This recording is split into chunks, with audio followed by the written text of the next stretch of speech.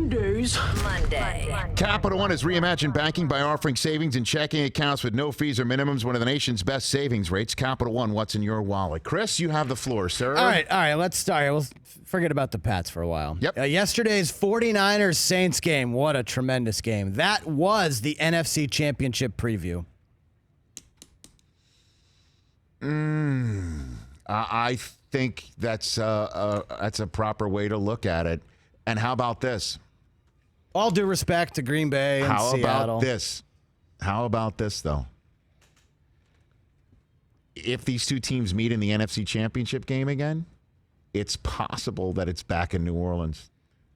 Now, how would that be? Because the 49ers just beat the Saints. Let's take a look. Here's how it would happen.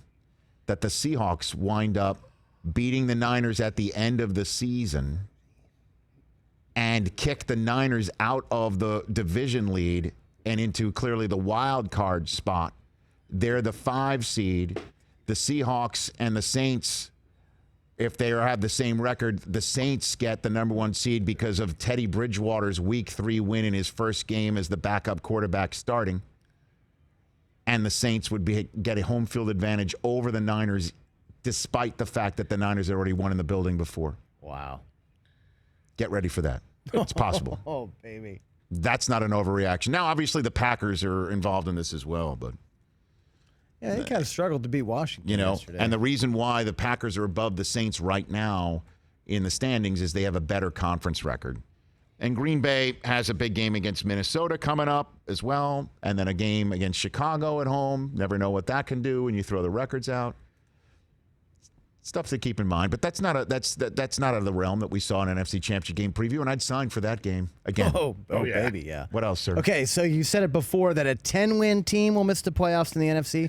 How about this? An 11-win team in the NFC is going to miss the playoffs. Well, the Rams would have to win out, and then Minnesota would have to win the division with 12 or lose the division with 12 wins. They'd have to win out too. I say that's an overreaction. That would have to be threading a statistical needle that I can't figure out right now. And the Rams winning out is a tough road, man, because the Rams, I think the Rams are going to beat Dallas, but they got to go to San Francisco. That's a rough one too. However, the way they're playing, they could do it. Yeah, right. Last 11-win team to miss the playoffs would have been the 08 Patriots, right? Yes. Yeah. Yep. All right. I think.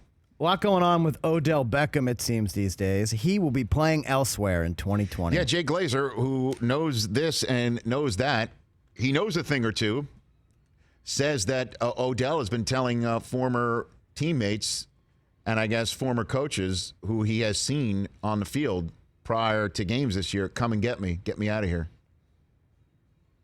So I'll say, yeah. I just don't know who the Browns would send him to and what they would get in terms of value. But if Glazer's, if he's saying stuff like that, and that would perhaps lead to maybe Baker Mayfield defending Odell Beckham to the point where looks like he throws his training staff under the bus. And we'll get to that in your news update later on, top of the next hour. But I'll say that's not an overreaction. Yeah. All right, based on officiating has been an issue the entire season. It's now time for the NFL to use a sky judge. Now, would you be fine with that? Would you be fine with that where no flag on the field, like say in that fake punt situation, that we can put a flag on the field for anything? Or it's still the same rules of what's reviewable and what's not that the sky judge can chime in? Because the sky judge couldn't have fixed what happened in New Orleans if it's not reviewable, if defensive holding's not reviewable, or making everything reviewable. If we're making everything reviewable, a sky judge would be, we'd have to, every play would be like, did it count? Did it count? Because the sky judge, which doesn't throw a physical flag for us to see and have a flag yellow rectangle light up on the bottom right hand of our screen when we're watching, we don't know. So that would mean every play is reviewable in the NFL for anything, and we'd be just like, oh my God, everything, are we stopping the game every time? I wouldn't want that. But if everything that is currently reviewable is still reviewable and a sky judge can chime in, I'm all for that. I think it's gotten to the point where any big play that happens, I just assume it's getting called back. And that's not how you want your fans watching football. Well, then you don't want a sky judge. I mean, we need to, there's a little bit too more nuance to this than a reaction or overreaction. Sure. But something has to be done about officiating. Right. I don't know what the answer is to that. All right, let's go to actual games. Ryan Tannehill continued his tremendous play yesterday in Oakland. The Titans are going to come back and win the AFC South. I would, if this was a tweet, I would retweet it with a target emoji right on the top. You bet.